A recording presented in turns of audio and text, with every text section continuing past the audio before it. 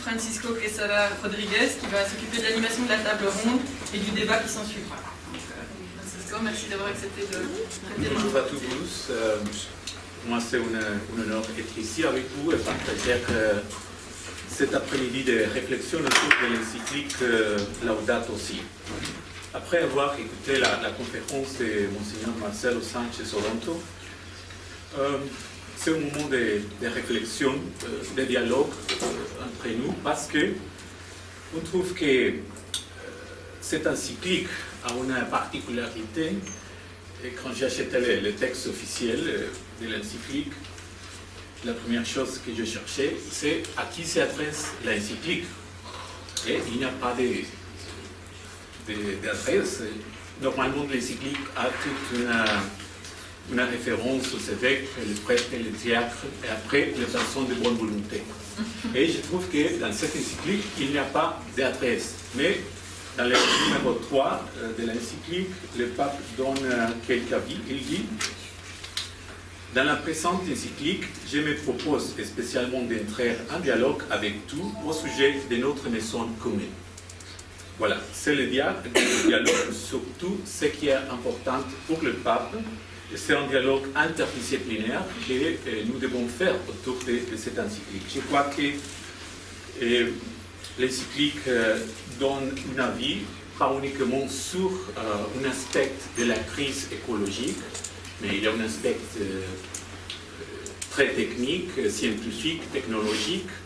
Il y a aussi, bien sûr, la partie théologique et une partie sociale, politique, éthique. Et peut-être il y a des autres aspects.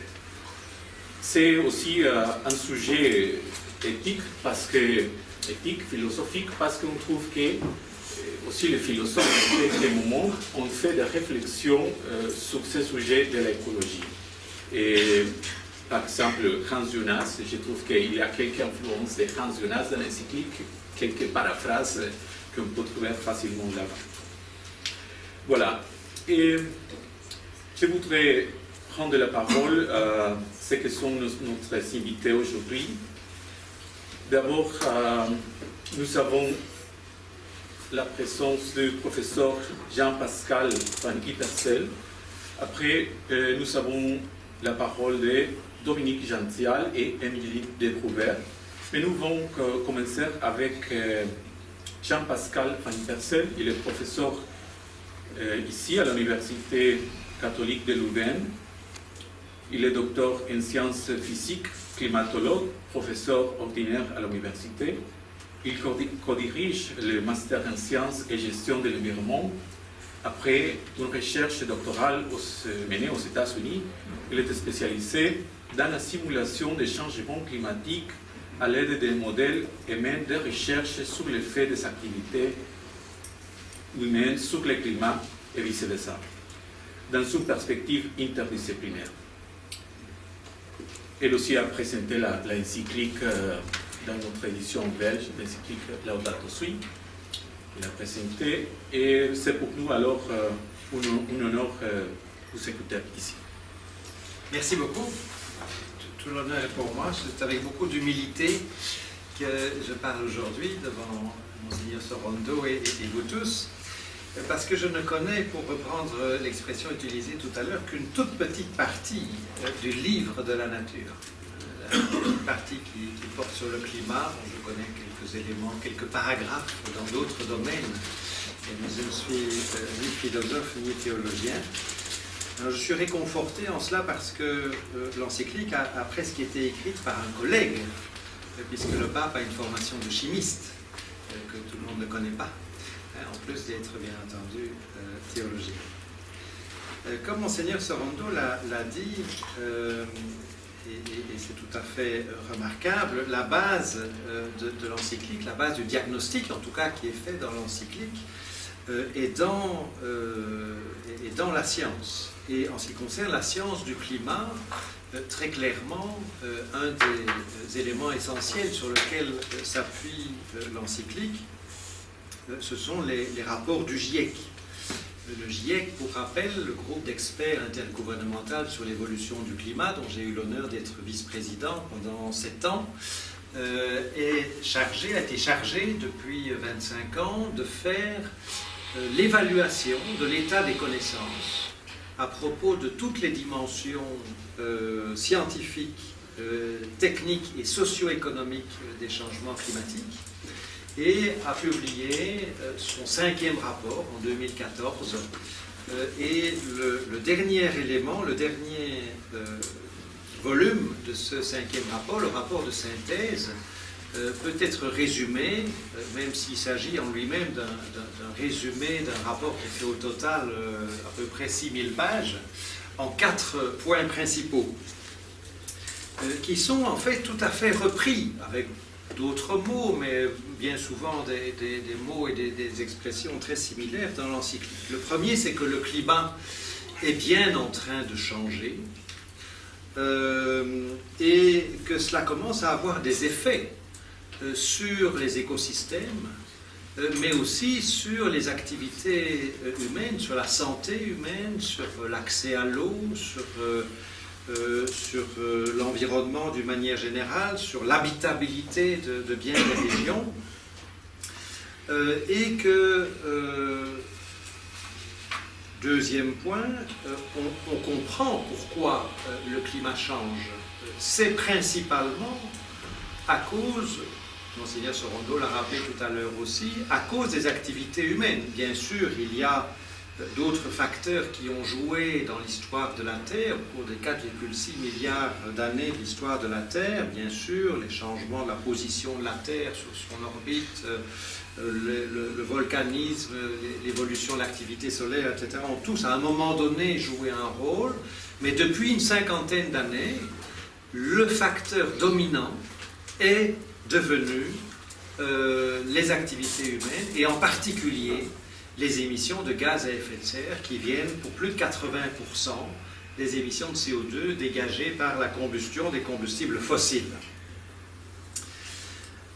Et donc, le rapport du GIEC le dit, et l'encyclique le dit aussi, le fait que les changements climatiques qui commencent à avoir des impacts qui sont qualifiés de graves, dans certains cas irréversibles et très souvent répandus, le fait que ces changements climatiques soient principalement causés par les activités humaines, quelque part, est une bonne nouvelle. Parce que cela veut dire que ce sont aussi les êtres humains qui peuvent agir par rapport à ces changements climatiques. Les changements climatiques ne sont pas plus que d'autres évolutions dans le domaine de l'environnement, une fatalité contre laquelle on ne peut rien faire.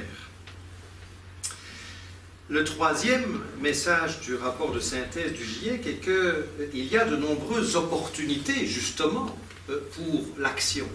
De nombreuses opportunités, aussi bien dans le domaine de l'adaptation à la partie des changements climatiques que l'on ne peut plus malheureusement éviter, puisqu'elle est là,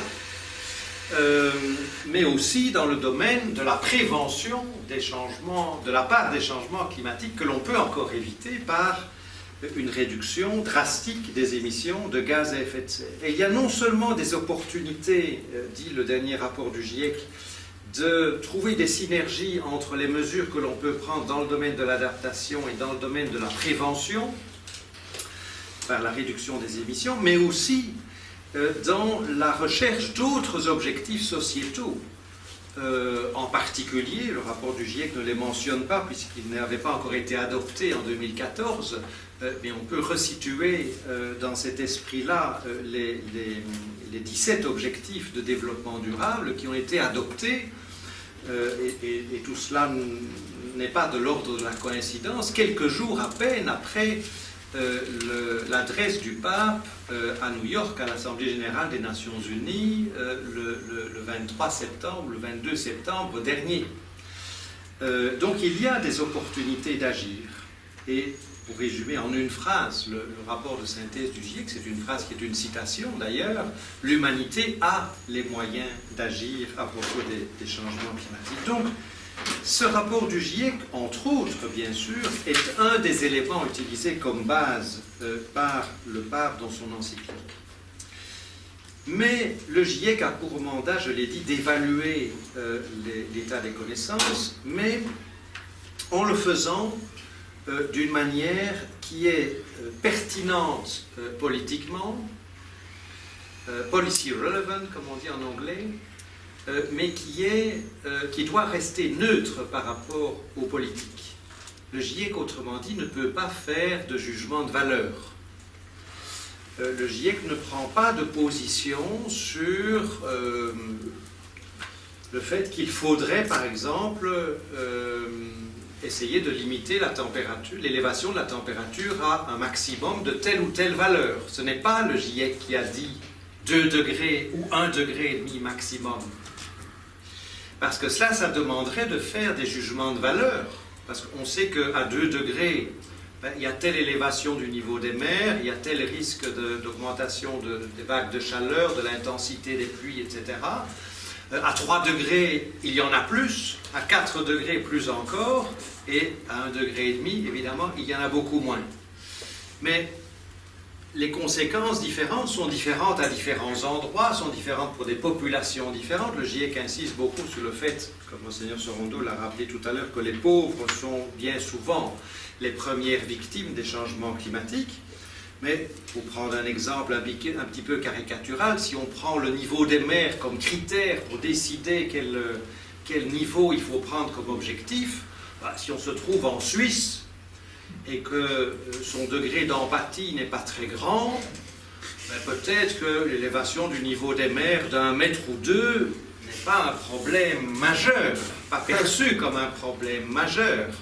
Si on se trouve aux Philippines, si on se trouve dans les petites îles du Pacifique qui sont à quelques mètres, parfois quelques dizaines de centimètres au-dessus du niveau des mers, c'est évidemment une toute autre perspective que l'on a parce que le jugement de valeur que l'on fait est évidemment très différent. Et c'est là que le pape et l'encyclique va beaucoup plus loin que ce que le GIEC peut faire, puisque le mandat du GIEC lui interdit de faire des jugements de valeur, lui ordonne de rester dans la neutralité. J'ai donné l'exemple de la température, mais on peut prendre l'exemple de toute une série de techniques, par exemple, par rapport auxquelles le GIEC ne prend pas position. Quand j'étais vice-président du GIEC, jusqu'à quelques mois, on me demandait souvent, est-ce que le GIEC est pour l'énergie nucléaire? Je dis non, mais le GIEC n'est pas davantage pour les éoliennes ou pour les panneaux solaires. Parce que pour être pour telle technique ou telle autre, il faudrait faire un jugement de valeur entre les avantages, les risques, etc., ce que le GIEC ne fait pas. Mais donc l'encyclique va beaucoup plus loin. Elle va plus loin de plusieurs manières. Elle va plus loin parce qu'elle fait toute une série de liens que le GIEC fait un petit peu, mais que l'encyclique fait beaucoup plus, avec toute une série d'autres problèmes environnementaux. La biodiversité, la gestion des déchets, la gestion de l'eau, la pollution des sols, le problème de la couche d'ozone, et toute une série d'autres. Mais aussi, dans un domaine complémentaire, toute une série de problèmes humains, la qualité de la vie. L'encyclique insiste sur l'importance des liens qu'il y a entre les différentes crises. Crise écologique, sociale, économique, en disant, et c'est une citation, en disant dans le texte d'encyclique qu'il y a en fait une seule crise, qui est une crise socio-environnementale et qui inclut des éléments comme la dégradation sociale, la croissance des inégalités planétaires, etc.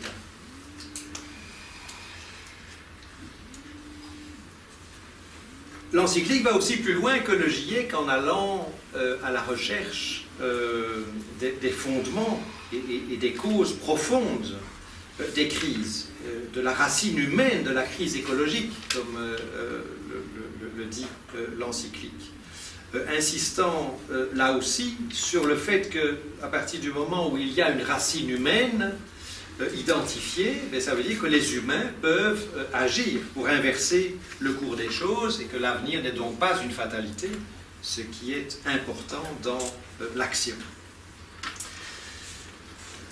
L'encyclique fait des jugements de valeur, je l'ai dit plusieurs fois, en remettant notamment en question, pour donner un exemple, l'anthropocentrisme démesuré, appelant à une révolution culturelle courageuse, ce sont des citations, pour récupérer la main sur les différents problèmes qui ont été cités, révolution culturelle qui permettrait de mener à cette écologie intégrale qui est discutée également dans l'encyclique. Je voudrais terminer en disant que le pape insistait aussi sur l'importance d'accords internationaux, je cite, vraiment significatifs pour affronter les problèmes de fond qui ne peuvent être résolus par l'action des pays isolés.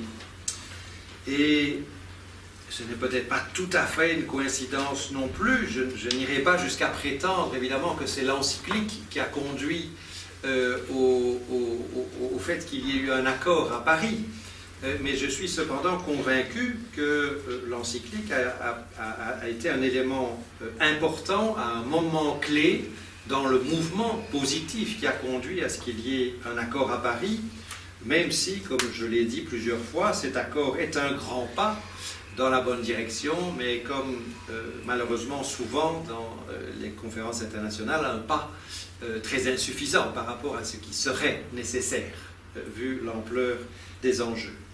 Je le disais à la fin de ma préface dans cette édition belge de l'encyclique, je suis convaincu que la portée de cette encyclique ne sera appréciée complètement que d'ici quelques années.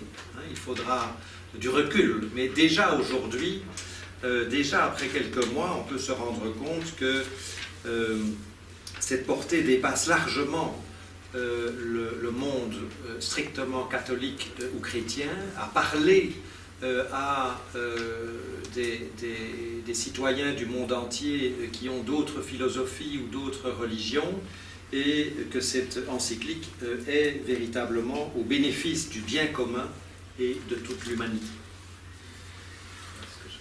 Merci.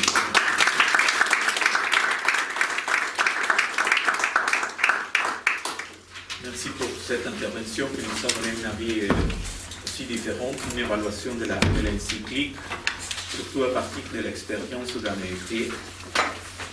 Et maintenant, nous donnons la parole à Dominique Gential. Dominique Gential est professeur associé à la direction des études à l'Institut des études théologiques, la faculté de théologie des jésuites à Bruxelles. Il est un autre curé de la paroisse universitaire Saint-François, ici à Louvain-la-Neuve, et président de la Commission nationale des contacts avec le judaïsme. Après avoir diplômé de l'école des hautes études commerciales à Paris, il a travaillé comme ingénieur conseil et dans le cabinet américain Arthur Anderson. Sa formation théologique a été reçue à Bruxelles, Paris, à l'Institut catholique de Paris, à Jérusalem, à l'Université hébraïque. Il a aussi sanctionné un doctorat en théologie biblique. Autre, le livre d'Isaïe, il est écrit sur le prophète Isaïe. Et c'est publié en Kruite 2004, et Cahiers Évangile, Cerf 2007. Il a publié aussi sur le prophétisme, l'Apocalypse, l'anthropologie de René Girard. Alors, il y a quelques références aussi dans l'encyclique au prophète, aux Genèse, au livre de la Genèse, à l'Apocalypse, etc. Alors, nous rendons la parole à Dominique Gential. Voilà, alors en 20 minutes, évidemment, il y a peu de temps pour dire tout ce qu'il y aurait à dire en tant que théologien et bibliste. Je voudrais simplement souligner que le pape, dans son encyclique, apporte 3 nouveaux ingrédients, en fait, à la recette écologique. Et ces ingrédients, je vais en parler à l'aide de 3 auteurs. Il y en a un qui est abondamment cité par le pape, c'est Romano Guardini, qui a beaucoup insisté sur la responsabilité et le sérieux. Le deuxième, c'est l'ingrédient de la justice, et j'en parlerai un tout petit peu avec René Girard, l'anthropologue franco-américain qui nous a quittés récemment, en novembre dernier. Et puis l'ingrédient de la spiritualité, et là je poursuivrai ce qui a été entamé par Charlotte Leuil en matière d'interprétation du texte biblique avec André Ouénin, professeur ici à l'Université catholique de Louvain. Alors d'abord donc Guardini, la responsabilité. Je me suis amusé à faire un relevé des citations. J'avais un slide, mais apparemment avec mon Mac ça passe pas ici. Enfin bon. Mais donc du coup, plus de 50% évidemment des citations d'un pape, du pape dans son encyclique sont des citations pontificales. Mais ce qui est plus remarquable, c'est qu'il cite donc ce grand théologien allemand d'origine italienne, Romano Guardini, et notamment son ouvrage qui s'appelle Das Ende der Neuzeit, qui a été publié en 1950 et sur lequel en fait le pape avait commencé un doctorat, une thèse de doctorat. Donc il connaît bien l'auteur, et à mon avis, il a été fortement influencé par sa vision assez prophétique de l'ère postmoderne. En fait, ce que Romano Guardini a essayé de voir, c'est comment on pouvait s'inspirer de la manière dont Blaise Pascal avait géré la transition entre l'âge médiéval et l'âge moderne, pour comprendre comment nous pouvons gérer la transition entre l'âge moderne et l'âge postmoderne. Et donc ça, c'est le sujet de Das Ende der Neuzeit. Et je vous fais une longue citation que vous avez sur vos feuilles, où l'on retrouve les thèmes de l'encyclique. Donc l'ordre nouveau doit être enraciné dans les vertus d'honnêteté et de gravité, fondées sur la vérité. L'honnêteté doit avoir la volonté de connaître ce qui se passe réellement. Et d'où l'importance pour le pape d'avoir recours aux sciences dures et de ne pas rester au niveau théologique. Ce qui se passe réellement, de mesurer l'enjeu de la situation. Elle doit se départir de la rhétorique vide du progrès ou de la conquête de la nature. Elle doit faire face avec héroïsme aux devoirs qui incombent à l'homme dans cette nouvelle situation. La vertu de gravité sera spirituelle, un courage dépourvu de pathos, seul capable de faire face au chaos qui menace. Cette gravité doit être plus pure et plus forte que le courage même que nécessite l'éventualité de la bombe atomique ou des armes bactériologiques, car elle doit contenir un chaos qui est sorti des mains même de l'homme. Ces vertus devront être sollicitées dans l'art de gouverner pour que l'homme exerce son pouvoir sur le pouvoir même. Alors je vous ai mis sur les feuilles quelques citations qui montrent à quel point, pas simplement dans les 8 citations explicites que le pape fait de cette œuvre de Romano Guardini, le pape a été vraiment touché par ce texte. Il parle beaucoup du courage, il parle de l'honnêteté, il appelle à une honnêteté intellectuelle, une responsabilité académique aussi. Et il dit « La génération post-industrielle fut une des plus irresponsables de l'histoire. Il faut espérer, c'est quand même un jugement ça pour lui, il faut espérer que l'humanité du début du XXIe siècle pourra rester dans les mémoires pour avoir assumé avec générosité ses graves responsabilités. » Et il s'exclame avec enthousiasme, parce que c'est pas, comme l'a dit Monseigneur, ce n'est pas simplement un oiseau de malheur, le pape, hein, il s'exclame, il y a tant de choses que l'on peut faire. Et parmi ces choses que l'on peut faire, exercer un contre-pouvoir, faire pression, sans la pression de la population et des institutions, il y aura toujours de la résistance à intervenir politiquement. Et donc, il dit, il faut exercer un pouvoir sur le pouvoir, un contre-pouvoir en d'autres termes. Comme Guardini, le pape invite à sortir de la culture des mythes, et ça m'amène à mon deuxième point, parce que le mythe, il dit la pensée chrétienne a démystifié la nature. Il dit aussi qu'il faut sortir du mythe du progrès indéfini. Les mythes, au fond, c'est ce qui déresponsabilise l'homme. C'est ce qui permet de rejeter la responsabilité sur des forces obscures, le fatum, etc. Ou, et c'est là que j'en viens à mon deuxième point, hein, avec René Girard, sur la justice, les mythes sont ceux qui font porter la responsabilité par un bouc émissaire. Le mythe d'Édipe Édipe a causé la peste à Thèbes.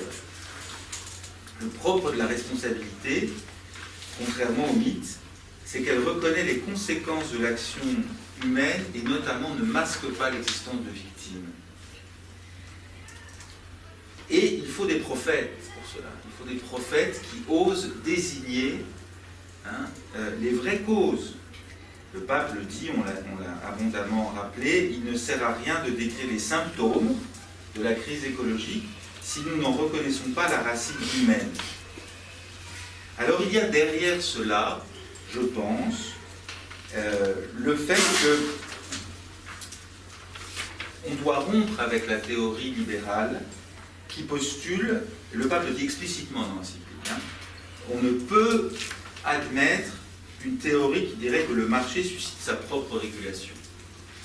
Ça, et encore on est dans le magistère, donc on vient d'entendre, on est dans le magistère. L'anthropologie de Girard montre qu'il n'en est rien. Pourquoi? Parce que le désir mimétique, le désir d'être, est insatiable par construction. Donc dire que le désir va susciter sa propre régulation, ça n'est pas sérieux quand on a adopté la manière de voir de René Girard.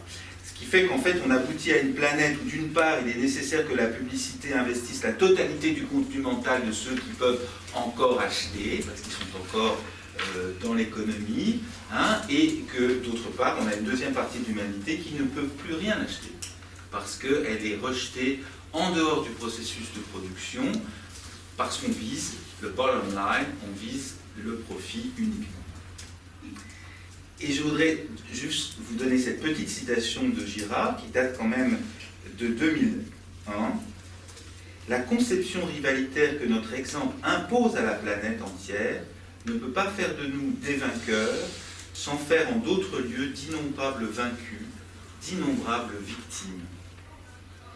L'exacerbation, si vous voulez, le fait que le système néolibéral se fonde sur l'exacerbation du désir mimétique, va provoquer un nombre incalculable de victimes, et peut-être que la première victime, c'est toujours la nature. Première victime qui peut-être un jour se mue en bourreau, lorsque la violence des éléments se déchaîne de manière catastrophique contre les multitudes, avec des tempêtes, des tremblements de terre, des tsunamis, le réchauffement, la montée des eaux. Et cela risque de provoquer, comme le disait aussi Girard, un règlement de compte à l'échelle planétaire. Alors face à cette logique sacrificielle, face à cette organisation du monde qui masque ses victimes, le pape fait appel, il dit les lois, ça ne va pas suffire.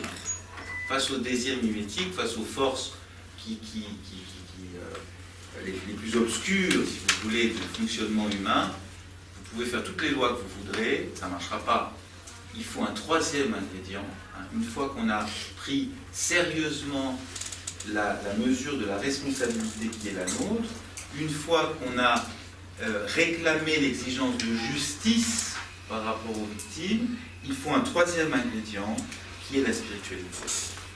Et il le dit de manière très claire, un style de vie et une spiritualité qui constituerait une résistance face à l'avancée du paradigme technocratique. Autrement, dit le pape au numéro 113, nous aurions besoin de toujours plus de succédanés pour supporter le vide. C'est-à-dire qu'en fait, la consommation, l'élan consumériste qui comble et qui n'arrive finalement jamais à combler le vide existentiel de l'homme.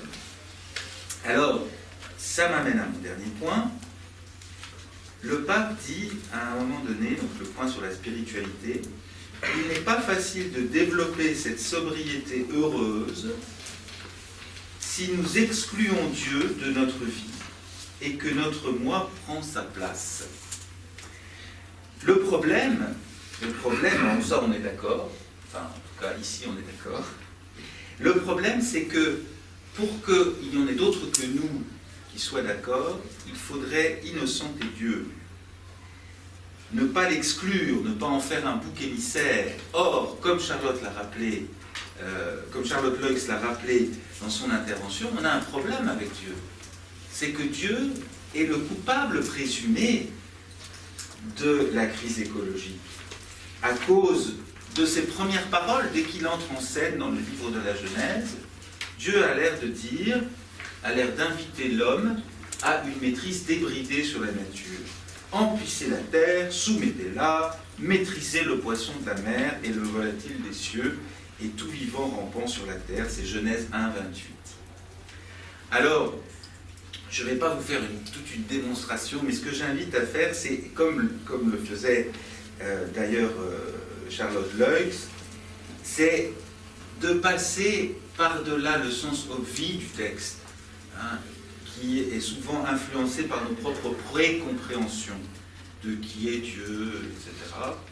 Parce qu'on les a trop entendus, ces textes, et du coup on les comprend mal, et de répondre à l'invitation du rabbi Jonathan Sacks, qui est l'ancien grand rabbin du Commonwealth, dans un remarquable livre qu'il vient de publier, qui s'appelle sur la violence religieuse, qui s'appelle Not in God's Name.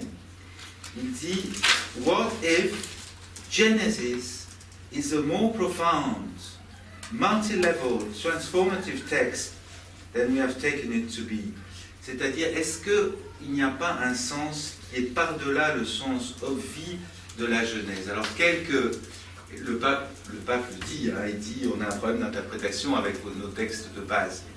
Il le dit. Alors, il y a quelqu'un qui s'est attaché à rendre peut-être le sens de ces textes à leur vérité originelle. C'est André Ouénin, donc mon collègue ici de l'UCL, exégète. Et je vais vous livrer, j'ai encore 2-3 minutes pour le faire. Je vais vous livrer la manière dont il traite ce fameux verset, ces premières paroles de Dieu, qui ont l'air de le laisser, j'allais dire, libre cours à l'avidité et à la maîtrise débridée de l'homme sur la création. Ce que fait André Ouénin, c'est qu'il regarde juste ce qui est dit avant et ce qui est dit juste après ce verset de Genèse 1, 28. Qu'est-ce qui est dit juste avant? Juste avant, c'est le programme de la création de l'humanité. Faisons Adam à notre image, comme notre ressemblance. Et, verset suivant, et Dieu créa Ha-Adam, l'homme, si vous voulez, l'humanité, en son image, en image de Dieu il le créa, mâle et femelle il les créa.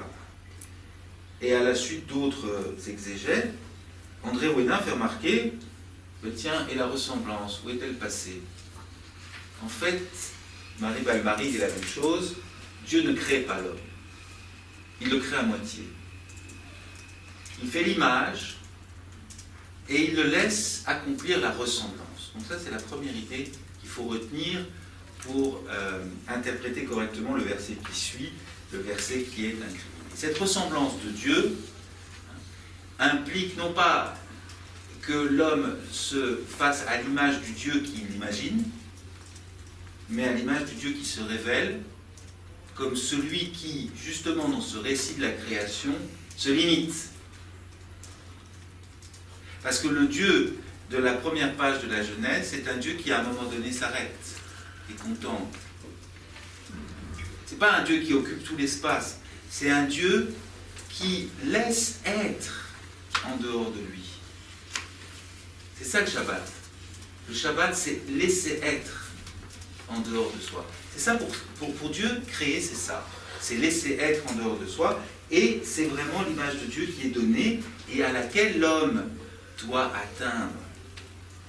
Et puis alors, il fait remarquer aussi, André Ouénin, ce qui est juste après, c'est-à-dire le menu donné à l'homme.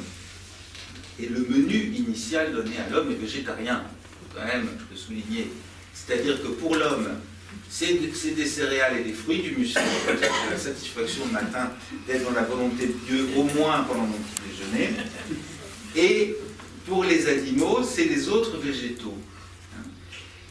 Et ce don d'une alimentation végétarienne, évidemment, c'est pas simplement, il ne faut peut-être pas le prendre de manière fondamentaliste, quoique, mais il faut surtout se dire que la domination et la maîtrise que l'homme va devoir assumer sur la nature, c'est une domination douce qui s'abstient de tuer l'animal, qui l'apprivoise plutôt, comme Dieu fait d'ailleurs, par la parole. Et si le monde animal, poursuit André Ouénin, est guidé par un pasteur humain débonnaire, il sera lui-même empreint de douceur et, comme Isaïe l'entrevoit dans la vision de la racine de Jessé, le loup habitera avec l'agneau, le lion, comme le bœuf, mangera du fourrage. Vous voyez? Alors évidemment, il ne s'agit pas uniquement de cette utopie, si vous voulez, j'allais dire d'une harmonie entre les animaux. Il y a par-delà le fait que l'homme doit aussi maîtriser sa propre animalité, sa propre avidité.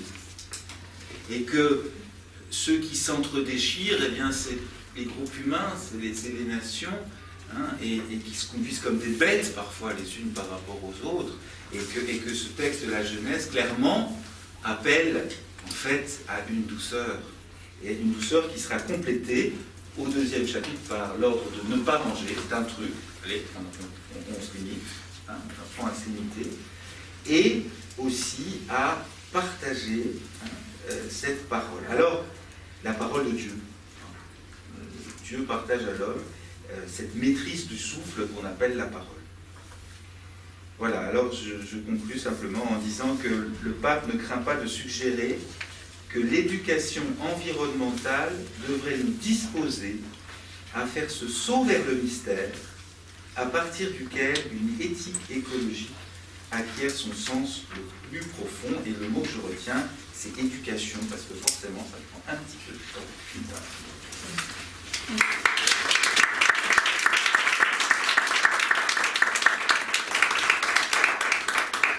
Merci Dominique pour cette intervention théologique, biblique, qui nous donne aussi l'avis de l'encyclique, surtout sur ce sujet de la création de la Genèse. Maintenant, nous avons la conférence d'Émilie Desprouvert.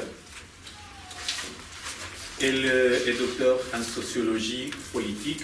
Il vient de défendre une thèse intitulée « L'existentiel et politique, enquête sur les niveaux du militantisme ». Elle est l'auteur de l'ouvrage « Moins de biens, plus de liens. La simplicité volontaire, un nouvel engagement social », paru en 2008. Elle est chercheuse associée au Centre de sociologie critique, les CRIS, à la chaire ouverte d'éthique sociale et économique et sociale, et à la chaire Aung San Suu Kyi. Elle travaille également à 8 ans au centre avec un centre d'éducation permanente localisé à Bruxelles. Alors, nous te donnons la parole. Merci. Et bonjour à tous et merci de m'avoir invité. Alors, merci aussi de m'avoir donné l'occasion de lire l'encyclique, que je n'aurais peut-être pas pris le temps de lire s'il n'y avait pas eu cette présentation, et que je suis vraiment contente de l'avoir lu. Et d'ailleurs, vraiment, j'encourage tous ceux qui n'ont pas encore fait le pas. Je trouvais vraiment un texte très riche et quand même assez radical. D'ailleurs, assez positivement surpris. Et donc, je vais essayer de faire le lien un peu entre ce que j'ai trouvé, en tout cas moi, depuis la perspective de mes recherches dans l'encyclique.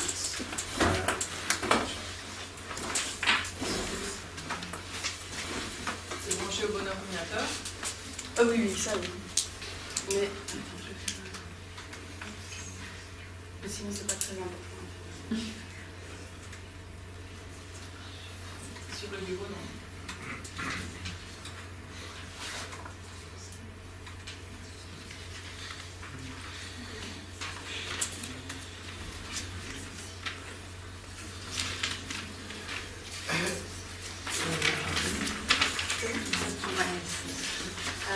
Voilà. Oups.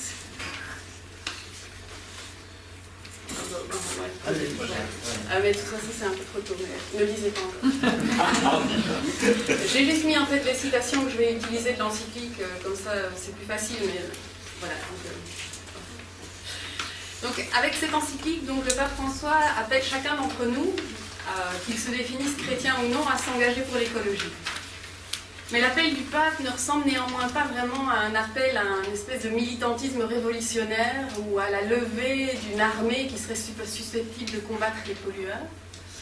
L'engagement écologique auquel nous sommes invités est sans doute plus complexe ou plus subtil que ça. On retrouve dans cet appel à une conversion écologique ce qui me semble être une des spécificités du défi écologique en fait, c'est qu'en fait il nous soumet à des injonctions qui peuvent sembler contradictoires. D'une part, il s'agit d'en faire plus pour résoudre la crise, s'engager dans des luttes contre les pollueurs, transformer nos lieux de vie, transformer nos habitudes, transformer nos modèles de développement, sensibiliser aux questions écologiques. Mais d'autre part, il s'agit aussi d'en faire moins. Il s'agit de ralentir, de réduire notre consommation, nos déplacements, notre impact, notre empreinte écologique. L'écologie nous oblige en fait à repenser nos engagements et la forme que prennent nos actions politiques, puisque alors que dans notre imaginaire, s'engager, c'est en faire plus, du point de vue écologique, il y a un rôle politique qui est donné en fait au ralentissement, à la simplicité, et par conséquent à tout ce qui est majoritairement jugé comme du repli, comme un retrait, comme un désengagement, comme le vide. Du point de vue de la cohérence écologique, réduire, ralentir et même s'arrêter compte parmi les comportements valorisés. Un moins c'est mieux, ou comme on retrouve dans l'encyclique, moins est plus, pour reprendre donc, les mots du pape François, notamment parce que ça signifie moins de trajets polluants, moins de solitude, qui serait causée par l'absence de vie locale, de solidarité, de proximité, moins de stress. Mais la valorisation du moins dans l'encyclique, du ralentir, relève aussi d'une justification en termes d'arguments plutôt propres à de nombreuses traditions spirituelles, pour qui en fait la prise de recul, la retraite, le retrait ponctuel de la vie active fait en fait partie intégrante du processus de transformation de soi et de transformation du monde. Donc on retrouve plusieurs citations dans l'encyclique, notamment le pape François parle du fait de s'arrêter pour rendre grâce à Dieu.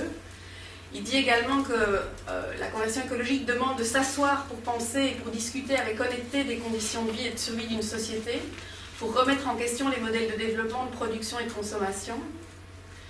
Il parle aussi du fait que l'être humain a tendance à réduire le repos contemplatif au domaine de l'improductif ou de l'inutile, en oubliant qu'ainsi, il retire à l'œuvre qu'il réalise le plus important, son sens. Donc pour ces conceptions de l'engagement, particulière de l'engagement, les phases de repli, de méditation, de silence, de prière peuvent être nécessaires au recentrement. Et on considère alors dans cette tradition qu'être centré ou aligné, c'est une condition essentielle pour le militant pour avoir un impact juste sur le monde. Et de nouveau, pour citer l'encyclique, donc à propos de l'écoute de la nature, donc le pape nous dit, mais comment est-ce qu'on pourrait écouter la nature au milieu du bruit constant, de la distraction permanente et anxieuse, ou du culte de l'apparence? Et il dit encore, une écologie intégrale implique de consacrer un peu de temps à retrouver l'harmonie sereine avec la création, à réfléchir sur nos cycles de vie et sur nos idéaux. Donc on retrouve vraiment, et ça, il y a différents chapitres dans l'encyclique, mais on retrouve à la fois un appel à l'action, mais aussi un appel, comme ça a déjà été souligné, au fait de s'arrêter, de ralentir, de contempler, à peut-être quelque chose qui peut nous sembler comme moins actif. Pour exprimer différemment cette idée, le converti écologique, si on peut l'appeler comme ça, semble être appelé à être ce que le professeur Christian Enzberger de l'Université de Lausanne appelle un militant existentiel. C'est-à-dire un militant qui engage pour transformer le monde à la fois sa capacité d'imagination et d'action, de participation, mais qui apporte aussi sa capacité de retrait, d'inaction, traditionnellement associée en fait au désengagement, mais qui pour lui serait porteuse de sens politique. Donc c'est un peu à la même conclusion que m'ont mené mes recherches que j'ai fait sur les initiatives de transition écologique, et plus particulièrement donc, sur les acteurs en tout cas de la simplicité volontaire, qui portent cette volonté de transformer la société vers davantage de durabilité et de solidarité. Donc mon enquête sociologique m'a donné à voir qu'il ne s'agit pas en fait uniquement pour ces acteurs de la transition écologique de combiner moins et plus, mais qu'en fait l'engagement écologique suppose, dans une grande partie des cas, vraiment l'articulation de deux logiques, de deux visions du monde, de deux manières de se rapporter à soi, de deux grammaires en fait complètement différentes. Et de ces tentatives d'articulation découlent de nombreuses tensions qui me semblent en fait inhérentes au parcours du militant existentiel et donc au parcours de la conversion écologique. Voilà. Et je pense que c'est important, en tout cas, bon, déjà en tant que sociologue, mais c'est important de pouvoir y être attentif pour se rendre compte qu'en fait l'appel à la conversion écologique, c'est quelque chose qui est très compliqué et qui crée en fait de nombreuses tensions chez les individus qui essayent de la mettre en pratique. Parce qu'il semble en tout cas qu'il y ait beaucoup d'injonctions qui n'arrivent pas à se rencontrer, et en tout cas qui sont difficiles à articuler de manière harmonieuse. Donc le ton adopté dans plusieurs parties de l'encyclique fait écho au discours qui s'observe sur le terrain, au sein des initiatives qui entendent amorcer la transition écologique, puisque dans la transition écologique, l'invitation n'est pas uniquement à développer une forme d'activisme écologique qui multiplierait les actions collectives dictées par notre rationalité et qui s'appuierait sur notre volonté. Il s'agit également de développer une attitude moins active, moins volontaire, de développer la capacité de se mettre à l'écoute, notamment de la nature, mais de développer aussi une forme d'attention au cycle naturel, de se mettre en disposition de disponibilité aux enseignements du vivant et de la nature. Alors, militantisme et intériorité, on l'entend, sont traditionnellement en tout cas pensés séparément, comme on pourrait dire l'exemplifie notamment le travail de Koestler, qui a été fait sur le yogi et le commissaire, qui distingue deux conduites complètement opposées face à l'existence, celle du yogi et du retrait du monde, et celle du commissaire qui va plutôt se projeter dans le monde pour combattre les structures et les institutions injustes. De même, on retrouve cette opposition aussi dans le travail de Weber, qui affirme que l'opposition est absolue entre engagement intramondain et mysticisme. J'ai mis l'illustration, une de ces citations. Il dit donc que l'opposition est absolue entre ascèse active, qui pour réfréner la corruption des créatures veut réformer rationnellement le monde par le travail au sein d'une profession profane, et le mysticisme qui, à l'inverse, rejette radicalement le monde, la fuite contemplative du monde. Donc on a traditionnellement, en tout cas, pensé ces deux attitudes comme complètement séparées, et on peut peut-être retrouver, en tout cas, une opposition similaire dans l'encyclique, au paragraphe 222, avec l'appel du pape à une forme de complémentarité entre un style de vie prophétique et un style de vie contemplatif. On est en réalité face à deux rapports au monde qui sont différents, de logique d'action, de manière de penser la transformation sociale, de vision du sujet en fait, qui sont complètement différentes. Et à la suite du sociologue Luc Boltanski, on peut parler de deux grammaires différentes, deux grammaires qui structurent l'action et qui régulent l'action. Avec ce que j'appelle en tout cas dans mon travail la grammaire militante ou civique, et de l'autre côté la grammaire existentielle, on est face à deux logiques différentes, et donc l'appel à une écologie intégrale peut, selon mon analyse, être relu comme l'appel à une conjugaison de deux grammaires différentes, à deux types d'engagement politique différents, l'un plus militant, civique, actif, et l'autre plus existentiel, contemplatif, intérieur.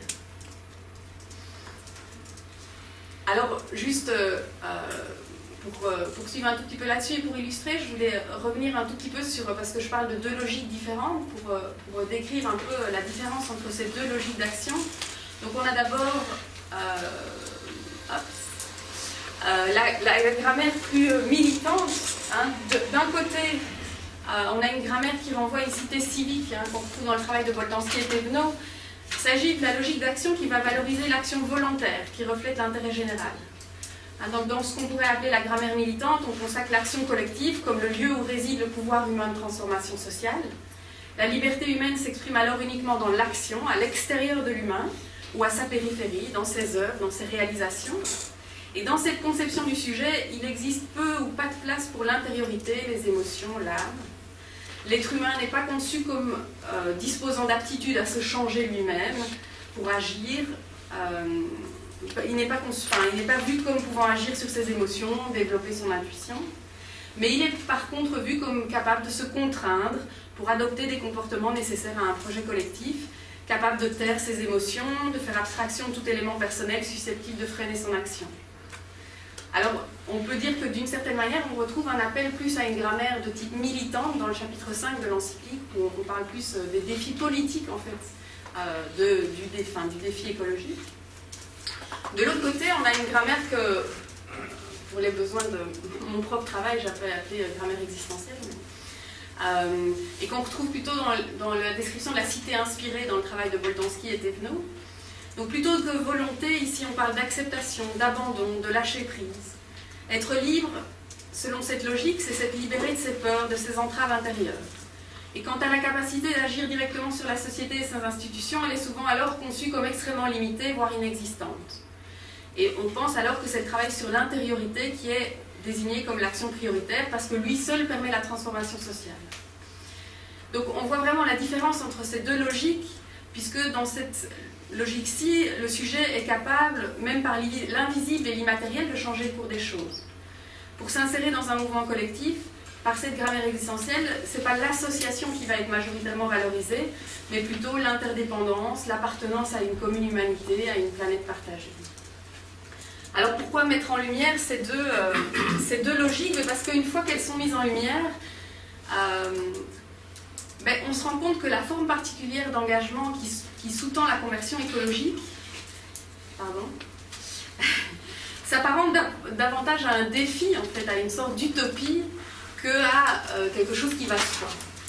Il s'agit en fait de réunir et de combiner de façon le plus harmonieuse possible deux tendances qui a priori semblent opposées. Ce qui est attendu de nous, c'est une forme d'articulation, il me semble, qui restera toujours sous tension, entre volonté, lâcher prise, acceptation et combativité, écoute, vigilance, attention, et puis action, résistance, lutte. La crise écologique et la possibilité de son dépassement nous met en fait devant le défi d'articuler ces deux logiques que tout oppose a priori. L'engagement écologique fait en fait à la fois appel à notre sens de la justice, il s'agit par exemple de protéger les plus faibles des conséquences du réchauffement climatique, mais il fait aussi appel à ce que nous pourrions appeler notre sens de la justesse, notre capacité à être cohérent, comme disent les acteurs de terrain, à être à l'écoute, à nous adapter aux situations singulières, à nous relier au vivant et nous adapter de façon quasi intuitive en fait à ce que la vie autour de nous attend de nous. En ce sens, le défi écologique, ce n'est pas juste une transformation des institutions ou même de la culture, mais aussi une transformation de notre façon de nous rapporter à nous-mêmes. Et je pense que l'encyclique vraiment illustre cette tension qui existe, elle n'est pas évidemment pas dans l'encyclique illustrée sous forme de tension, mais plutôt en tout cas d'une articulation entre différentes façons de se rapporter à l'écologie. Pour illustrer cette articulation, prenons un exemple essentiel dans l'écologie, c'est la limite. Au cœur de l'écologie se trouve cet appel à réintégrer les limites naturelles, à tenir compte de ces seuils qui, dépassés, mettent en danger l'existence humaine sur notre planète. Alors ce que les mouvements citoyens qui travaillent sur la transition écologique mettent en avant, c'est en fait notre difficulté à accepter la limite. La nécessité pour accepter celle-ci de trouver en fait le bonheur qui découlera de cette acceptation. L'espèce de l'autre face de la pièce qui transformera la contrainte en élargissement, la privation en sobriété heureuse. Sans doute on peut faire appel à tous les slogans qu'on voit se déployer sur le terrain. La réduction de biens est plutôt vue comme une multiplication des liens. L'autorestriction va être appelée décroissance conviviale. La limite imposée va se transformer en simplicité volontaire et joyeuse. Donc au fait, la question écologique nous rappelle notre soif d'infini, notre envie d'illimité, notre difficulté à accepter la limite. Et le défi écologique se transforme donc en une espèce de quête de créativité humaine suffisante pour orienter cette soif d'infini vers des ressources non matérielles, non polluantes, vers des activités plus relationnelles ou spirituelles que marchandes. Et là, on retrouve de nouveau dans l'encyclique ces associations. Donc, le pape parle de la croissance par la sobriété, du moins qui est plus, de la capacité de jouir avec peu. Et je le cite de nouveau, il dit « On peut vivre intensément avec peu, surtout quand on est capable d'apprécier d'autres plaisirs, qu'on trouve satisfaction dans les rencontres fraternelles, dans le service, dans le déploiement de ses charismes, dans la musique et l'art, dans le contact avec la nature, dans la prière. Le bonheur requiert de savoir limiter certains besoins qui nous abrutissent, en nous rendant ainsi disponibles aux multiples possibilités qu'offre la vie. » Donc cette articulation qui est faite souvent entre cet aspect moins, mais qui veut en fait aller vers un élargissement, qui n'est pas de la restriction pour de la restriction. Donc par rapport à la limite, il semble aujourd'hui crucial, en tout cas selon mon point de vue, d'explorer l'hypothèse selon laquelle notre incapacité à prendre en compte les limites humaines et naturelles en fait est indissociable d'une difficulté plus existentielle, c'est-à-dire notre difficulté à accepter nos impuissances, et notamment notre impuissance face à la limite ultime qu'est la mort, que notre société dénie plus que tout autre.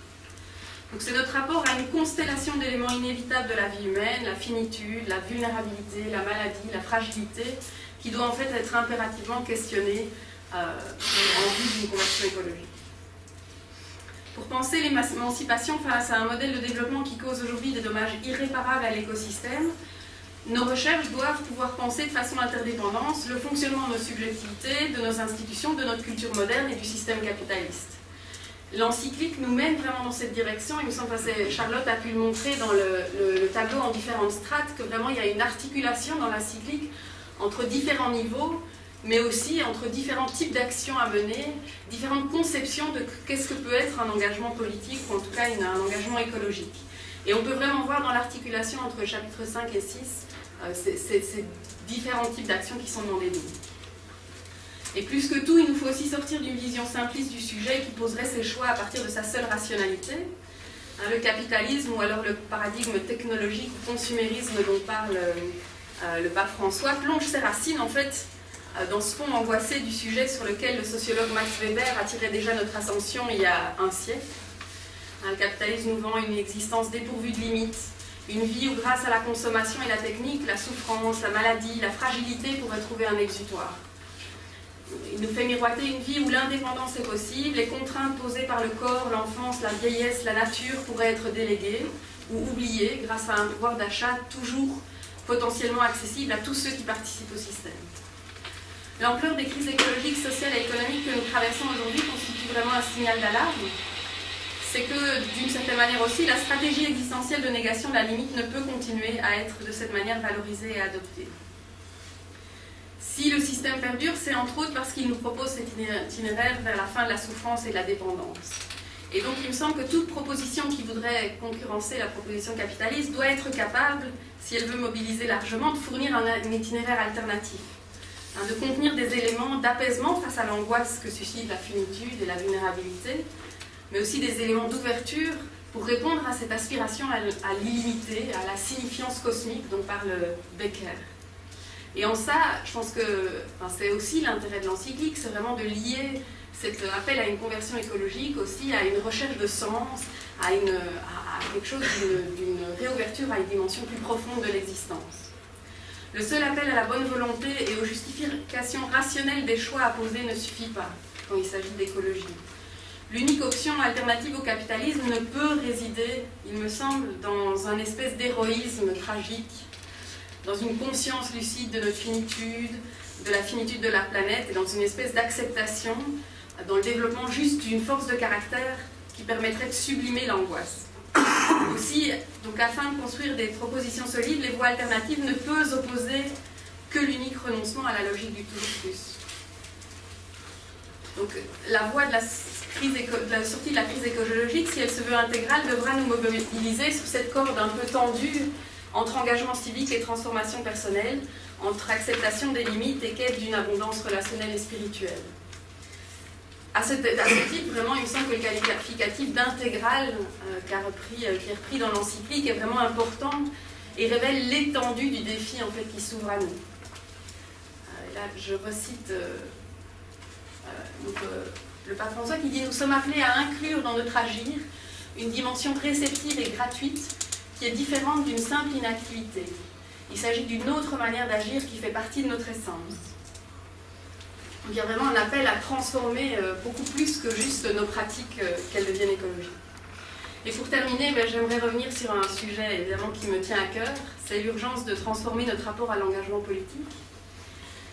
Alors en effet, un des défis actuels, s'il s'agit de s'attaquer aux enjeux écologiques, ça consiste aussi à sortir de ce sentiment d'impuissance qui est largement répandu dans nos sociétés. Il faut contribuer à localiser des leviers d'action, de changement dans notre société. On est donc à une époque où le sentiment d'impuissance est très répandu et celui du désintérêt politique aussi. Le citoyen a l'impression qu'il a beau voter, rien ne change, que face à l'ampleur des défis actuels, de toute façon, il n'a aucune prise sur la gestion de la société. Tant que les militants et les militantes seront conçus comme des surhommes ou des surfemmes, qui bravent tous les obstacles contre vent et marée en dépit de leurs besoins corporels, familiaux, personnels, existentiels, l'engagement ne pourra être suffisamment attractif, surtout pour des personnes en situation de fragilité. Multiplier les lieux du politique, c'est donc aussi souligner qu'à chaque étape de notre existence, il y a moyen de s'engager. C'est montrer aux citoyens par où il peut commencer et que les leviers d'action pour la transformation écologique sont multiples et vont des gestes quotidiens de résistance ordinaire aux participations à des manifestations, à la transformation des institutions, mais passe aussi par la participation à des prières collectives, des méditations ou le développement de la compassion. L'encyclique nous propose, par ces différents chapitres, vraiment un aperçu des différentes composantes d'une attitude écologique ou d'une attitude d'écologie intégrale. Même des personnes en situation de grande vulnérabilité ressentent le besoin de contribuer à l'amélioration du vivre ensemble, de participer à un mouvement collectif vers davantage de durabilité, de solidarité et de justice. Ma recherche, c'est donc aussi... un des résultats de ma recherche a donc été de déboucher sur le fait de vouloir encourager une forme de militantisme qui est capable à la fois de proposer des réformes institutionnelles, mais aussi de s'attaquer plus aux racines existentielles du capitalisme, de pouvoir s'appuyer sur l'idée que notre système économique et politique est en fait enraciné dans une certaine manière de se rapporter aux enjeux existentiels, dans une négation de la limite, et que notre conception de l'engagement politique, et les burn-out militants, il me semble, en sont une des preuves, est en fait construite autour de cette même vision anthropologique. Il semble crucial aujourd'hui d'encourager les personnes qui s'engagent à intégrer la vulnérabilité non seulement à leur théorie, mais aussi à leur pratique, parce qu'une transformation sociale authentique ne peut se faire par des militants qui seraient déconnectés de leur corps, de la nature, de leurs besoins fondamentaux, inconscients de leurs limites physiques et psychologiques. Dans l'encyclique, on retrouve vraiment cet appel à un changement qui soit de l'ordre de la conversion, du changement de paradigme politique et économique et social, car pour reprendre les mots du pape François pour conclure, la crise écologique est un appel aussi à une profonde conversion intérieure. Merci.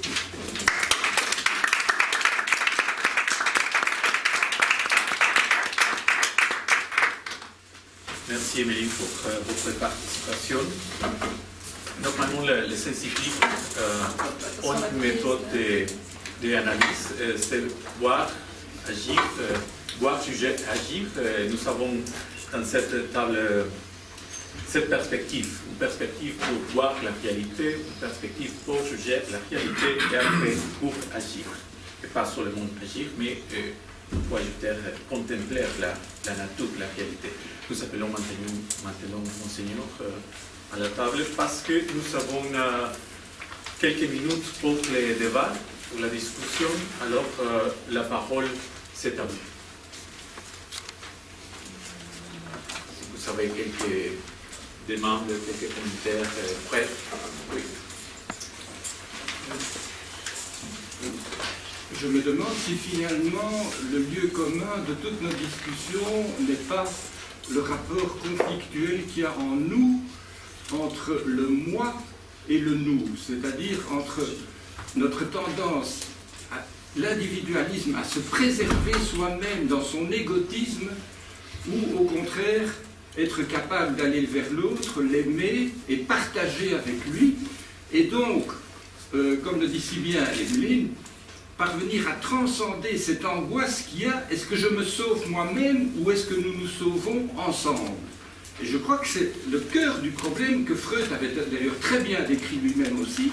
Il disait, nos pulsions instinctives dans tout ce qu'il appelle justement la théorie de la culture, c'est de parvenir à maîtriser ces pulsions instinctives. Je dois me préserver, moi, je suis une entité. Et au contraire, d'aller par la sublimation, dit-il, dans la culture, qu'elle soit religieuse, ou cet appel, par exemple, du pape, est un appel qui s'adresse à toutes les personnes du monde, à pouvoir sublimer nos tendances individualistes pour aller vers un nous. C'est très curieux, aujourd'hui, le CDNV a dit la même chose dans un de ses rapports, il a dit « nous devons passer du moi au nous ». Eh bien, je crois que c'est une question d'équilibre entre les deux. À qui c'est la demande? C'était une réponse à ce que, entre autres, Emeline nous a dit de si bien. Alors, une autre demande, commentaire?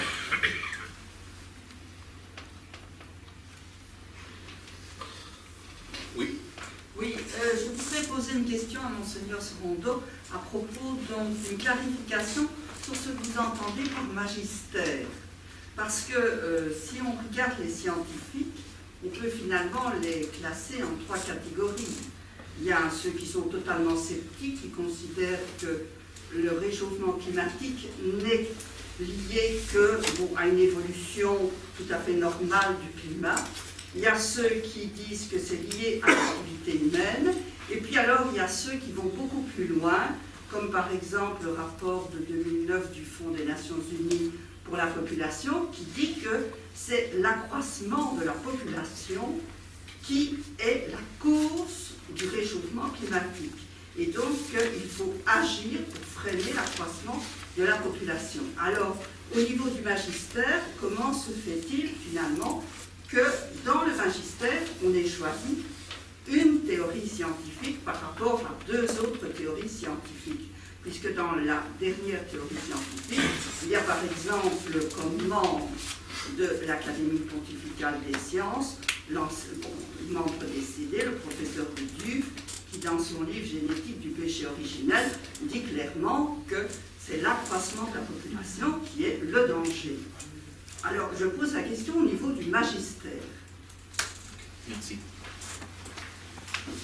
Alors, voyez, vous-même avez dit la chose.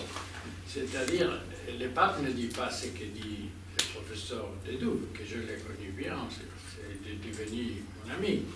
Mais il a fait des choses qui ne sont pas à l'intérieur du magistère. Et certaines sont propositions, ce n'est pas à l'intérieur du magistère. C'est justement, vous avez dit, le pape a choisi une thèse, une doctrine de la science et l'a adoptée. Et alors, en ce sens, c'est magistère. Ces doctrines a passé à être magistère du pape, et pas une opinion du pape. Alors vous savez, il y a beaucoup de catégories à l'intérieur du magistère. Ce sont des définitions dogmatiques, et nous pouvons dire le contraire, c'est l'hérésie, et c'est le magistère ordinaire. Ce sont beaucoup des autres, mais pour simplifier. Et le contraire se pose à le magistère du pape. Nous pouvons dire aujourd'hui que les personnes qui disent que l'action humaine qui utilise les matériels fossiles crée la crise climatique, et la personne qui dit que ce n'est pas ça est contraire au magistère ordinaire du pape. C'est clair. Naturellement, les papes ne suivent la théorie que l'activité humaine n'a pas aucune influence sur les changements climatiques, ni l'autre théorie que vous avez citée, et certainement beaucoup de scientifiques et des doux, le dernier livre, dit que la responsabilité de ça, c'est la croissance de la population. Le pape n'a choisi ça. Le même qu'une philosophie. Le pape choisit en thèse philosophique, par exemple. Jean-Paul II, dans l'encyclique Foi et Raison, il utilise finalement la philosophie de Thomas d'Aquin, des lettres. D'accord, beaucoup de philosophes ne sont pas d'accord avec ça, mais il adopte sa position de Thomas d'Aquin, philosophe, Parménide, ce que vous voulez. Et les autres positions ne sont pas des magistères, mais ça c'est des magistères, et ça c'est philosophie, d'accord, et ça c'est science, et le pape utilise ça, c'est magistère. Il a adopté ces positions. La même en éthique, il y a beaucoup de personnes qui ne croient pas à la personne humaine. Le pape met au centre la personne humaine. Et beaucoup de philosophies qui disent que tous sont presque les mêmes, les animaux que les personnes humaines. Aussi que les animaux sont personnes, pas humains, mais sont personnes. Il y a beaucoup qui disent comme ça. Pas la majorité, mais le pape choisit la position du pape, par exemple, Jean-Paul II. Alors, ça, l'opinion que le pape adopte à l'intérieur de l'encyclique à propos des sciences naturelles, aujourd'hui, c'est magistère ordinaire. Infallible, pas infallible. Magistère ordinaire. Ça, c'est la question. Merci. Notre demande. Si je peux me permettre juste d'ajouter, quelqu'un qui est en opposition avec le magistère ordinaire du pape n'est pas un hérétique. C'est juste quelqu'un qui n'est pas d'accord avec le pape et qui peut être par ailleurs un bon catholique. Mais doivent se demander si, quand même, le magistère ordinaire est une profonde injonction du pape à revoir sa position, enfin à essayer d'approfondir sa position si on n'est pas d'accord avec lui. Mais on peut être en désaccord avec le magistère ordinaire du pape. Vous voyez, ça c'est pas aussi simple. C'est-à-dire, vraiment, si on est chrétien, catholique, on peut avoir une opinion diverse de ce que c'est le magistère, c'est pas infallible, de ce que c'est le magistère ordinaire. Mais doit être scientifique et raisonné. Je ne peux pas être philosophe et dire que la personne humaine ne compte rien, si je suis catholique. Le même, je ne sais pas pour être chrétien et dire que la question de la science, la question de l'influence de l'activité humaine et le changement climatique n'a pas d'importance. Je fais ces discussions parce qu'il y a un journaliste qui me dit « Oh, voyez, aujourd'hui le magistère ne compte rien. » Non. Si vous êtes, je l'ai dit à les journalistes, si vous êtes scientifique et vous avez des raisons claires, vous pouvez opiner contrairement. Parce que vous avez une étude sur la question. Mais vous êtes un journaliste, probablement vous ne pouvez faire ça. Oui, ici nous avons une autre question. Ma question s'adresse à Monseigneur Sorondo et à Dominique.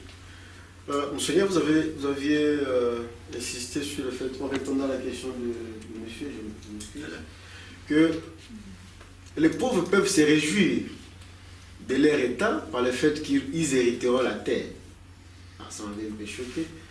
Tout reste à savoir de quels pauvres vous parlez et quelle est la conception de pauvres que le pape a.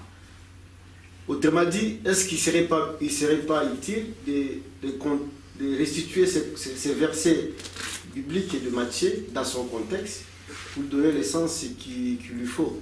Qui est le pauvre pour Jésus? Est-ce que c'est le miséré ou c'est qui encore? Parce que si c'est les pauvres si ce sont les pauvres qui hériteront la terre, les pauvres ne sont pas perçus dans une perspective écologique aujourd'hui, ils ne sont pas perçus seulement comme des victimes, mais aussi comme des facteurs ou des causes même de la crise écologique. Je ne sais pas comment vous réagissez à ça. Non, c'est bien clair. Naturellement, c'est une question très difficile. Mais quand même, je peux dire quelque chose en général. C'est-à-dire, le pape ne veut pas multiplier la pauvreté. Ça, c'est clair. Nous disons que ce sont certains politiciens qui aiment beaucoup les pauvres et pour ça multiplient la pauvreté. Ça c'est pas la thèse du pape. Naturellement, l'évangile, nous devons tourner toujours l'évangile, parle de la pauvreté d'esprit, Matthieu, l'autre évangile, Marc, parle seulement de pauvreté. Et qu'est-ce que veut dire ça? Ça veut dire, justement, finalement, Thomas d'Aquin dit que, parce que l'homme a besoin complètement, est créé avec beaucoup de besoins, c'est très difficile d'être pauvre, réellement pauvre, et que nous avons besoin des dons de l'esprit pour être réellement pauvre, comme Saint François. Alors, le modèle, ce n'est pas les pauvres qui sont pauvres parce que ce sont les conditions de la vie, etc., mais qu'il n'est pas capable d'accepter son situation, et les ressentiments, etc. Ben, la question, c'est très difficile d'être pauvre en sens d'évangile. Mais, finalement, et comme ça, et Saint François, c'est-à-dire la personne qui est hors, bon, nous pouvons dire, qui a la capacité d'avoir des choses en ordre à la vie éternelle. Et ça, c'est la question. C'est-à-dire, d'autre part, aussi le point de vue matériel des choses, beaucoup de fois, c'est plus facile à les pauvres d'être pauvres qu'à les riches d'être pauvres. Ça veut dire l'évangile aussi. Ben, c'est vrai que nous n'avons pas une théorie qui est très très claire sur ça. Oui, très bien. Monsieur, pour la réponse. Et si au fond de l'encyclique, c'est la Bible, je suis peut-être quand même pas une difficulté de comprendre le verset 8 le verset 8 du Proverbe 30, qui dit, l'auteur dit, ne me donne ni pauvreté ni richesse. Accorde-moi le paix qui m'est nécessaire. Maintenant, finalement, si on doit aspirer ni à la richesse ni à la pauvreté, on doit aspirer à quoi? Avoir les choses en ordre, de la sobriété. La sobriété, ça c'est la vertu. On ne va pas multiplier les choses qui ne sont pas nécessaires. Ça, quand même, c'est un discours très compliqué. Mais il est clair que nous sommes de la part du pauvre, non pour faire plus pauvre le pauvre, mais pour les faire devenir, comprendre sa situation et faire devenir avec son dignité, sa profession, son travail, toutes les choses qui sont nécessaires à la vie. Nous avons quelques minutes pour quelques demandes de commentaires, peut-être pour Jean-Pascal ou Émilie, ici, évidemment. Oui, moi j'ai trouvé vraiment intéressant le débat, la vision du magistère entre Rome et Louvain en tant que chrétien. Non, nous sommes d'accord. Non, voyez, non, mais c'est important ça, dire ça.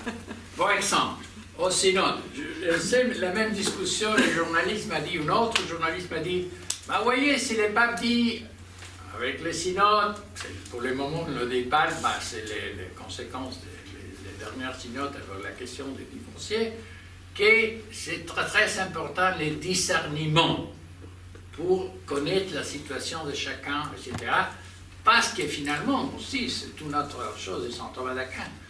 La loi, non peut comprendre tous les chasses particuliers, alors était la vertu de l'épikeia grecque, que c'est pas vertu, que c'est une vertu. Alors, ça oblige qu'en certains cas particuliers, on doit agir à différence de ce qu'indique la loi. Vous voyez? Mais pour ça, pour arriver à ça, c'est nécessaire le discernement. Et dans le cas du magistère, vous pouvez arriver à avoir une position contraire du pape, mais c'est facile, c'est comme ça, vous pouvez avoir une position. Non, vous savez étudier la question, vous connaissez la chose sérieusement, vous savez en conscience arriver à ces conclusions, ça c'est la question. Oui, enfin, le sujet reste délicat, me semble-t-il. Il l'est depuis longtemps. Hein. Je pense qu'il y a 2 encycliques qui vont faire, de ce point de vue-là, qui vont rentrer dans l'histoire, c'est Humanae Vitae et Laudato Si. En tout cas, celle dont on va peut-être parler plus. Mais ma question serait peut-être, puisque nous sommes ici dans un cadre extrêmement chrétien, voire catholique, je me demande quel impact, en fait, une encyclique comme celle de François, du pape François, peut avoir sur le monde non chrétien. Et je pense que je voulais poser la question peut-être à M. Vanni-Posé, puisque vous travaillez dans un milieu, je ne sais pas comment il faut le qualifier, mais en tout cas, il n'est pas particulièrement inspiré par la doctrine chrétienne. On y trouve des agnostiques, je suppose, des athées ou toutes les religions. Donc, quel est l'impact d'une encyclique comme celle-là, dont on dit d'ailleurs que son impact se manifestera dans des années. Mais enfin, en l'état actuel, c'est vu avec intérêt, indifférence, un intérêt poli. Est-ce que ça entre déjà dans des programmes nouveaux? Enfin, en est-il? Je dois vous dire que bon, les éditions jésuites m'ont donné 3 jours pour écrire une préface ici. Parce qu'il fallait publier très vite après. Quand j'ai écrit que cette encyclique, à mon avis, parlerait à beaucoup plus que la communauté catholique et chrétienne, je n'avais encore aucun recul.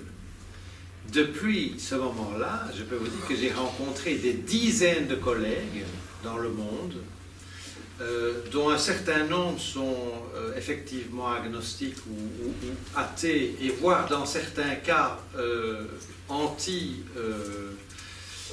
toute religion, qui ont lu l'encyclique et qui l'ont trouvée très, sans être d'accord avec tout, évidemment, hein, mais qui l'ont trouvée extrêmement intéressante et extrêmement porteuse d'espoir et d'avenir. Donc, je crois que c'est un texte qui parle à beaucoup plus que la communauté catholique. Oui, la dernière demande. Et d'abord, je voudrais témoigner personnellement, parce que moi, je ne me sens pas du monde catholique, et j'ai été en admiration par ce texte m'a totalement subjugué, je vais dire. Je trouve que c'est un texte très fort. Pour des gens qui sont déjà sensibles à la question écologique, c'est sûr qu'il donne de l'espoir, qu'il crée une ouverture. Moi, la question serait plutôt de savoir dans quelle mesure est-ce que ce texte peut avoir un impact sur les institutions et leur résistance. Et donc ça c'est un point de vue. Donc moi, je trouve que, et autour de moi, beaucoup de gens le lisent. Beaucoup de gens qui ne sont pas nécessairement du monde chrétien le lisent et l'apprécient beaucoup. Ceci dit, je suis habitante de Louvain-la-Neuve et je me pose une question sur la question du marché et de sa régulation, la question de la demande et de son éducation. Je pense que le marché a sa loi qui s'impose actuellement et que la demande fait loi. Il faut répondre à la demande. La demande, elle est majoritairement consumériste et si on veut un changement radical, il faut un changement de la demande. Mais comment ? Qui en a la responsabilité? Alors on peut porter ça sur le consommateur, qui doit changer ses comportements, mais il faut qu'il y soit sensibilisé. Il me semble qu'il y a une responsabilité de la part des institutions, de ceux qui organisent la distribution, l'offre, que la demande est fonction de ce qu'on offre.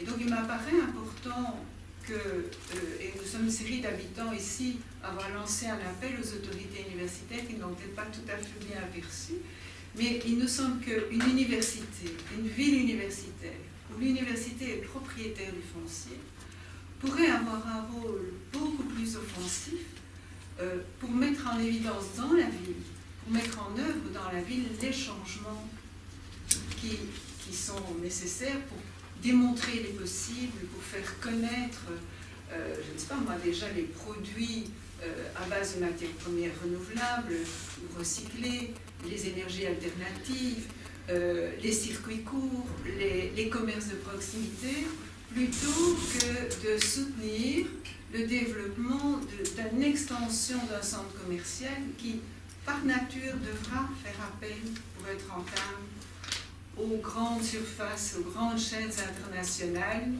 qui vendent des produits très bon marché, produits dans les conditions qu'on connaît à l'autre bout du monde.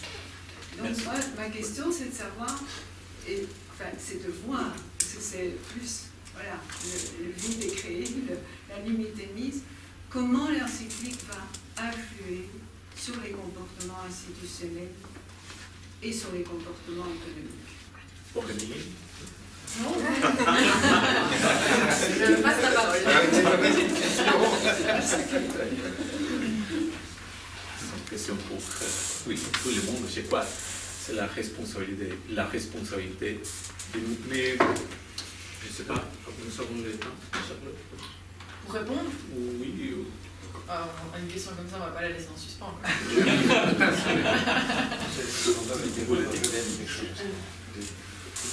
Je pense que, vous voyez, l'autre jour, je lis un article très bon d'un économiste vraiment intelligent qui dit qu'après le projet syndical, c'est un groupe d'économistes, Roderick, Sachs, Stiglitz, etc. Et c'est-à-dire qu'il y a une grande sensibilité aussi sociale et morale. Mais il a dit que probablement en ce moment, les grands capitaux ont commencé à entendre que c'est meilleur faire d'investissement une autre chose, pas les matières fossiles. Et probablement on commence à avoir un change. Naturellement, le ministre de l'Ambiente italien a dit une chose qui probablement c'est un peu vrai. Et la mesure que l'agent, spécialement les entrepreneurs, ne comprend pas qu'il peut être aussi une affaire jouer à l'écologie et utiliser autres matériels, etc. Probablement ça pas contre complètement les institutions. Mais les choses, vraiment, commencent à changer, aussi du point de vue économique, parce que les gens commencent à penser qu'il peut être aussi une bonne affaire, une occasion pour avoir autre type de... naturellement, finalement, la question c'est la conviction de l'opinion publique. Parce que si les gens est convaincu, comme nous sommes convaincus, que ça c'est un désastre pour la Terre, évidemment nous devons changer.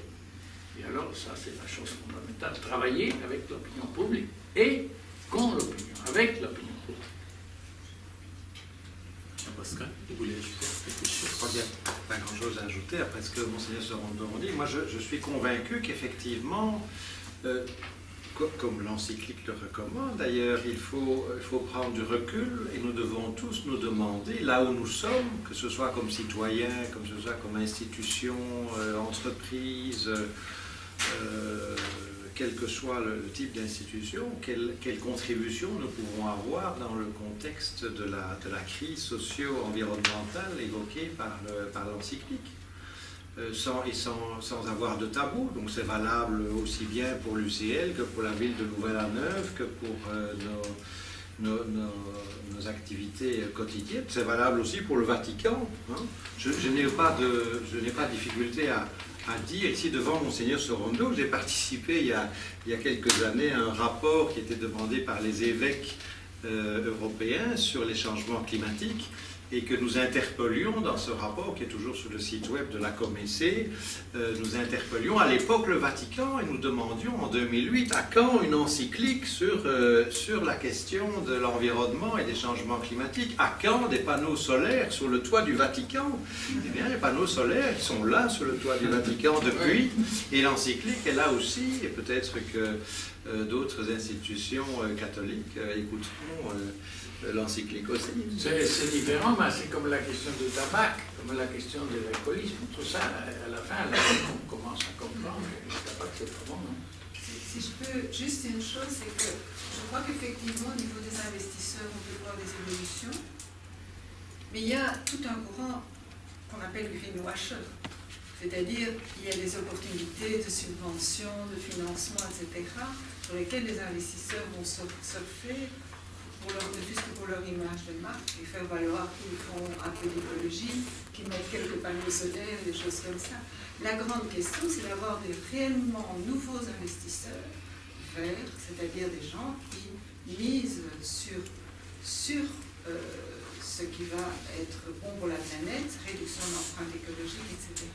Et ça, c'est quand même pas évident. On pourrait voir se développer, et ça existe en Amérique latine, un capitalisme du bio, par exemple, qui est tout aussi générateur d'appauvrissement et d'exploitation que la production industrielle, alimentaire avec des pesticides. Ça existe. Ouais, ça, nous pouvons discuter, ça c'est votre question. Parce que la question... notre académie a étudié beaucoup la question des organismes modifiés génétiquement. Et vous savez que ça, c'est une chose, ça a changé complètement l'agriculture. Et l'académie a un faveur de ça. Parce que c'est une réduction de pesticides complète. Et probablement, les futurs, vous n'avez pas besoin d'utiliser les pesticides, mais quand même. Là, ça, ce n'est pas l'opinion de l'encyclique, et je ne veux pas parler, ça c'est l'opinion de l'académie. Mais pour ça, je dis, voyez, c'est important qu'on comprenne que la collaboration, c'est-à-dire, évidemment, l'encyclique est critique de ça, de l'idée de la développe à l'infini, mais en même temps, ce qu'il a dit très bien ce soir, le professeur, que les montants, le fait que c'est la responsabilité humaine qui a provoqué cette crise du climat, indique aussi que c'est la responsabilité humaine, avec l'utilisation aussi de la technique, qui peut fermer et peut changer les choses.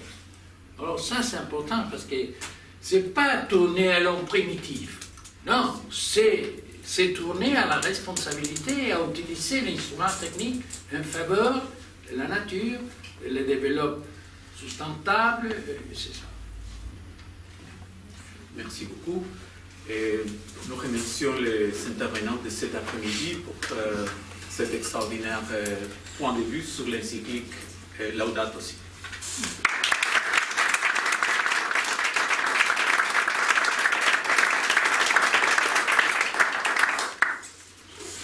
Encore une petite minute. Donc, merci beaucoup à Monseigneur Sánchez Sorondo d'avoir fait le déplacement jusqu'en Belgique. Merci à tous les intervenants. Je voudrais aussi remercier en fait, le groupe avec lequel cet après-midi a été organisé, parce que contrairement aux autres séances du GRIS, ce n'est pas le Centre de Philo des Sciences qui a pris en charge l'ensemble de l'organisation, mais on était toute une équipe coordonnée par la Maison du Développement Durable, Alain Mongoise, Aline Mozart, et aussi d'autres collaborateurs, Alain Tillon, Karl Van Doorn, Emeline de Bouver, je pense que j'ai oublié personne, enfin bon, toute cette équipe, et qui organise aussi ce soir la conférence qui a lieu au Socrates, et donc on se reverra peut-être tout à l'heure, mais merci à eux, c'était vraiment un plaisir cette collaboration, et je crois que ça a été fructueux, en tout cas pour cette première partie de l'événement, et j'imagine que ce soir ça ne sera peut-être encore plus. Voilà, merci beaucoup.